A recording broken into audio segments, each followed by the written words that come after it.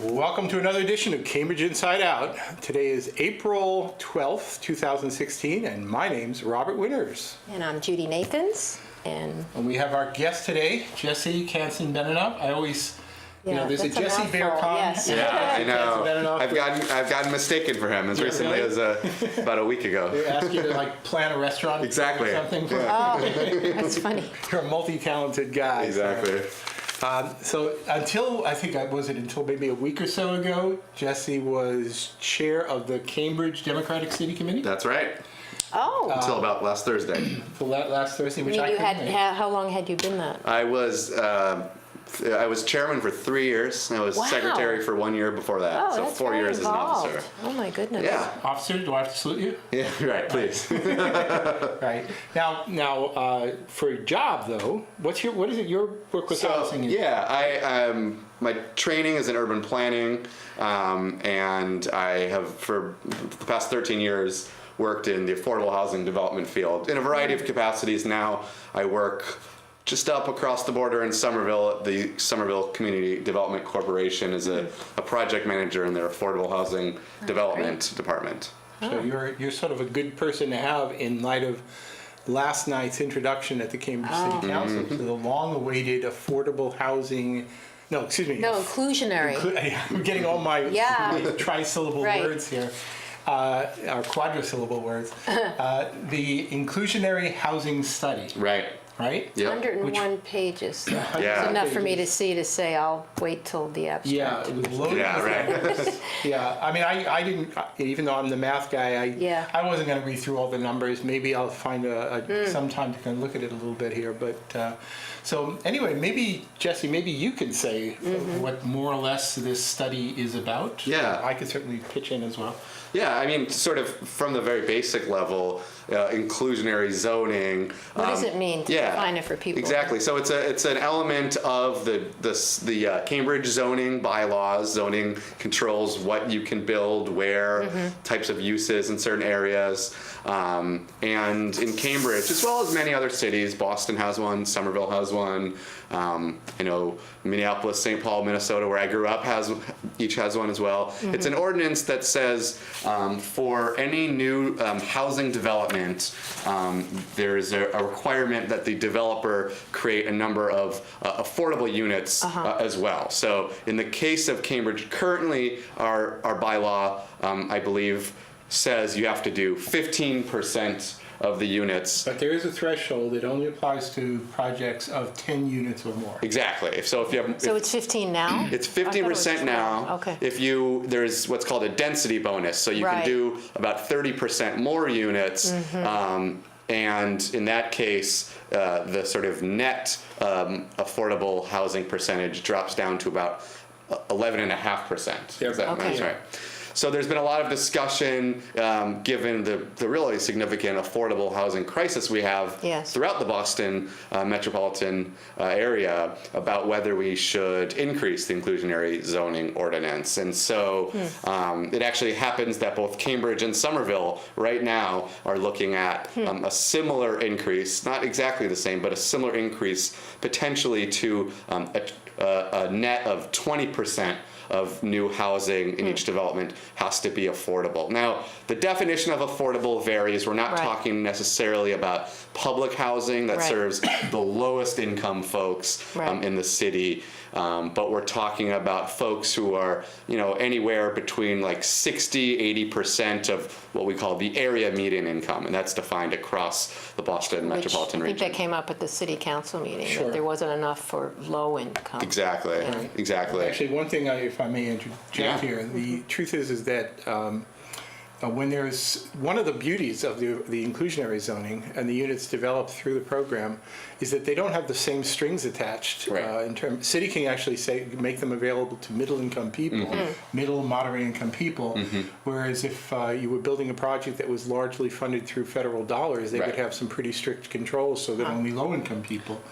So you have a lot more flexibility. What's great about the inclusionary zoning is that it puts the onus on on the housing developers to figure out how to pay for what are essentially unsubsidized below market rate units, whether rental or homeownership, versus, in my job, for instance, we do projects of 30 or 40, 100% affordable housing developments. There's millions and millions of federal and state and even local dollars that go into those programs, those projects.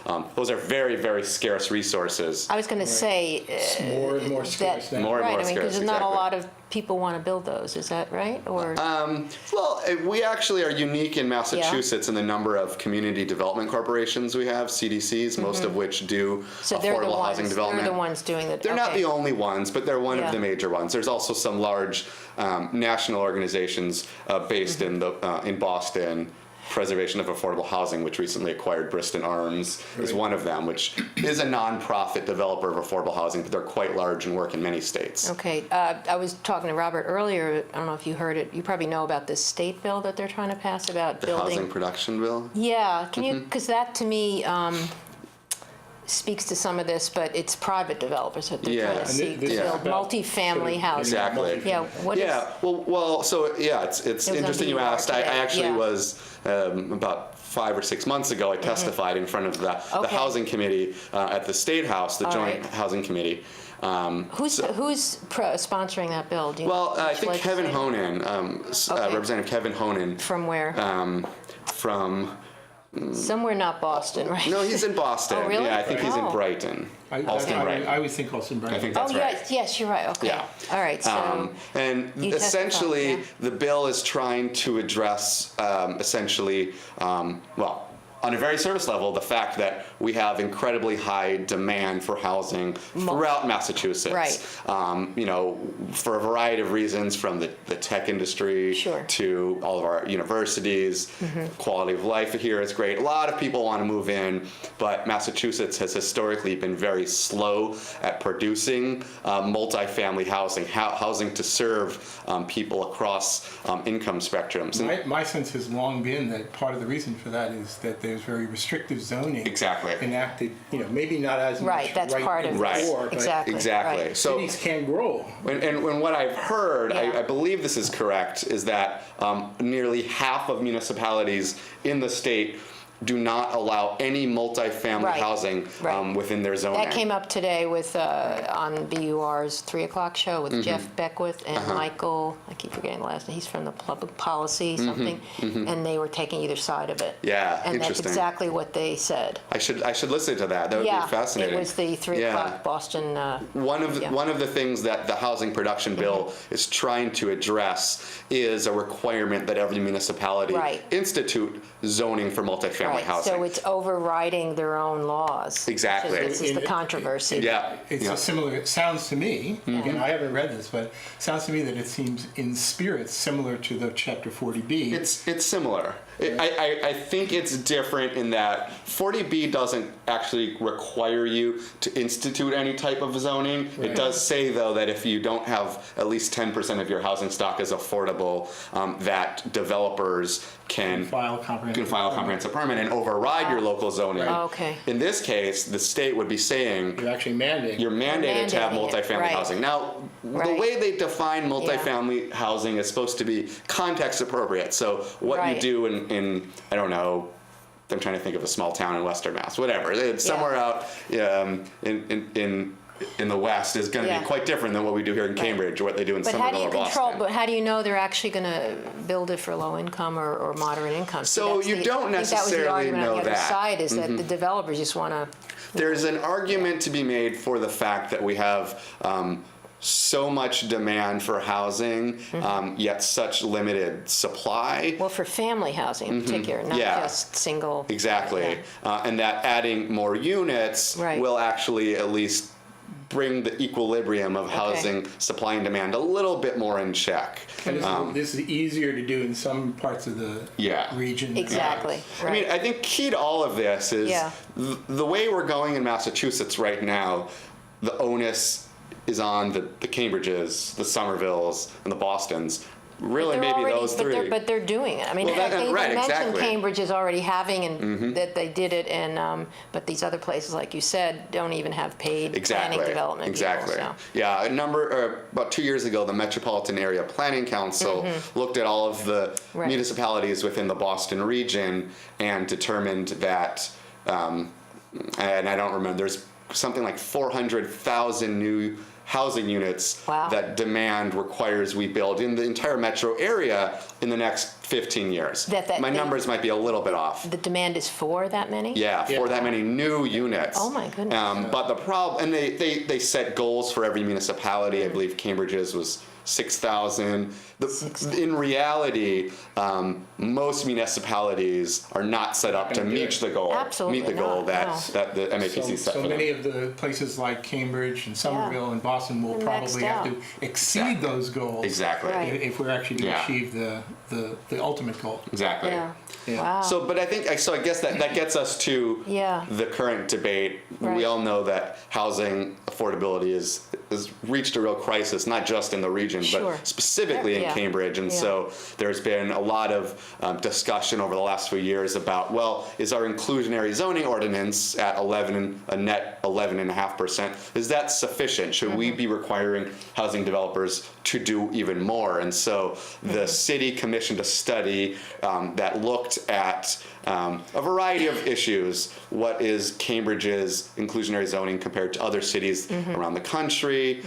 They also looked at what's the rate we can increase the affordable housing requirement to that both gets us new affordable units, but also won't hamper the development of much needed new housing.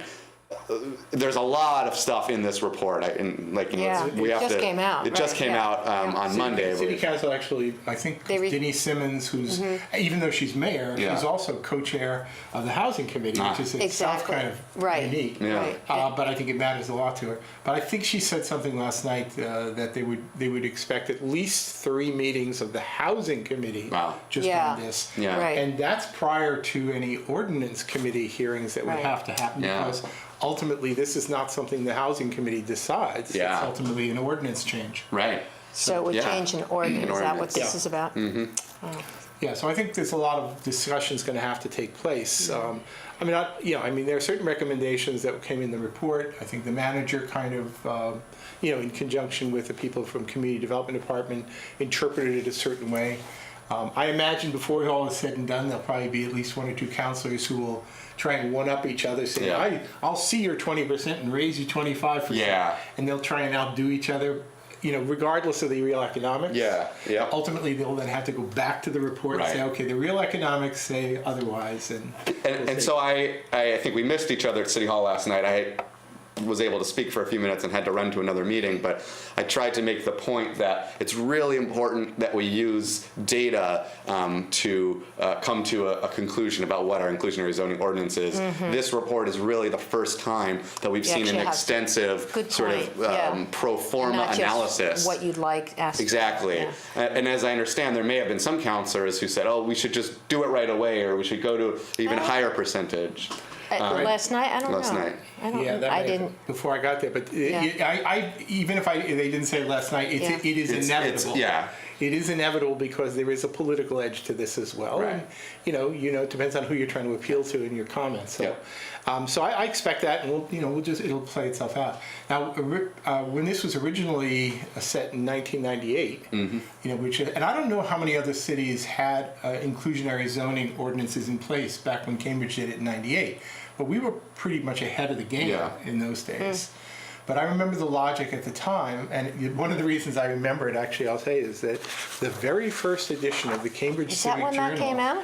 was a 2-pager, and my on the goodness. very, very first one was inclusionary zoning. Oh, wow. That's featured story. like a document. I kind of remember some of Can you post that again on it's your... it's actually been on the site forever. Yeah, but you need to refer maybe I'll to link just to it so remind people you. can read it. But I do remember that the logic was, as they said, that it was actually for every 10 units there would be 1.5 units required. That was the 15%. And the density bonus would basically be a 1-for-1 match. Right. And I think the argument is that's the way the economics worked at the time, is that the cost of producing that 1.5 units, or 3 units if it was a 20-unit project, would be offset by a 1-to-1 match. Now, I didn't do a close read of the report, whether they were changing that, whether that's still a 1-for-1 match. I don't know. They did say something like a 30% density bonus, but that was, that was because it was twice 15%. Right. So if they're jumping that up to 25%, which effectively becomes 20% net, and if the density bonus is 30%, my first read of that would be that they're actually not allowing as much of a density bonus, which then starts to contradict some of the economics. Yeah, that would. Because certainly the cost of producing a single housing unit in Cambridge in 2016 is different. Far surpasses 1998. Right. So I think everybody's going to have to read this a little bit more closely. One of the counselors, I guess, must have been one of the counselors last night, also floated the notion. I said, well, unless you zone an area for, for nothing but housing, which is what I suppose some people might advocate, if it's a mixed-use area, and a lot of the places where a lot of the housing development has happened have been mixed. Former industrial zones, you could build an office building, you could build housing, right? Yeah. But there was a good incentive to build the housing. If you start pushing things a little too much, it flips the equilibrium, and then the developer says, well, maybe housing isn't the best one for my interest. So, as Mark McGovern has repeatedly says, we want to push them, but not so much so. They're not, they don't show up. They're not going to do anything, So that's kind of a bit of a... I thought it was interesting. I don't know if you heard that. Did you stay for the meeting after? I didn't hear you speak.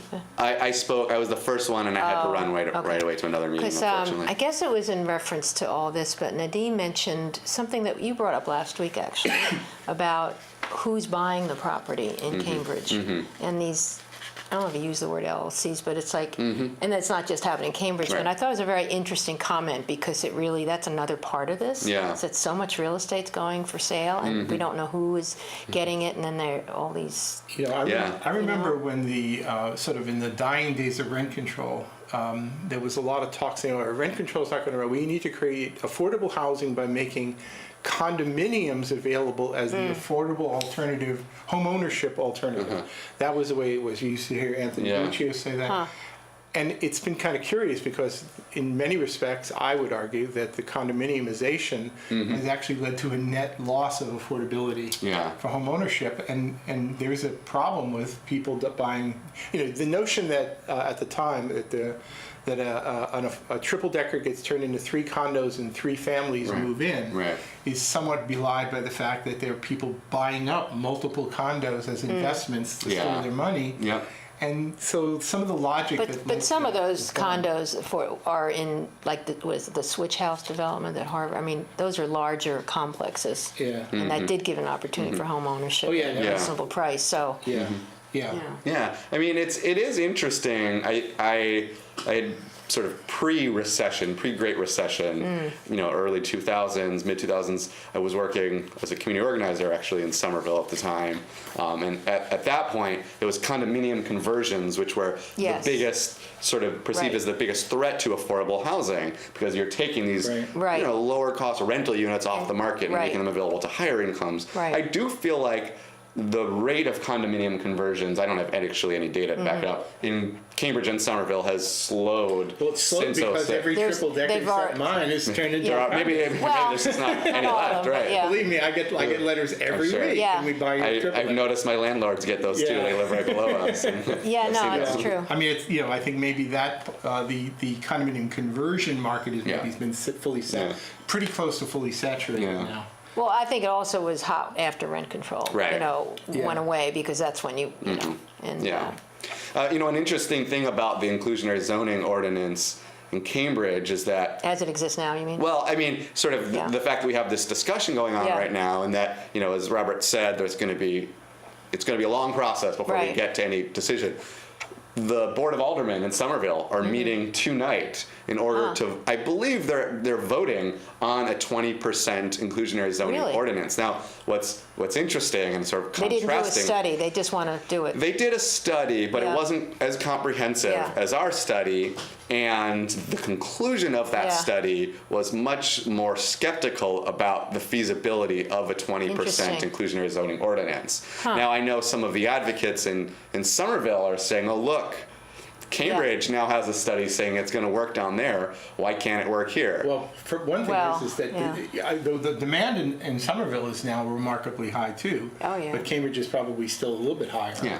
And I think the fact that you have, you could probably get more money off the market rate units here. Yeah, exactly. Than you could in Somerville. Though Yeah. Maybe that'll change over Yeah. time too. I don't know, they go for I really know. They high are, in they are. Somerville. I mean, Although, it's- I mean, there is some discussion about modifying their inclusionary zoning to allow, I believe, certain smaller buildings to have a lower inclusionary zoning okay. ordinance than large Yeah. developments like an Assembly Square or things like that. You know, actually, I think maybe it was part of the Kendall rezoning, or maybe when they were doing the Mass and Main rezoning for across the street here, where those kinds of ideas were floated, that in fact this shouldn't just be a flat thing, is that maybe you should say for all buildings above a certain scale that the percentages of affordable units should be made much higher if you want to go for higher buildings. Yeah, yeah. So maybe that should be part of this discussion as they go into this as well, is to sort of create some tiers. I do think generally we should think about, this is a little bit of a deviation from that, but in certain key areas,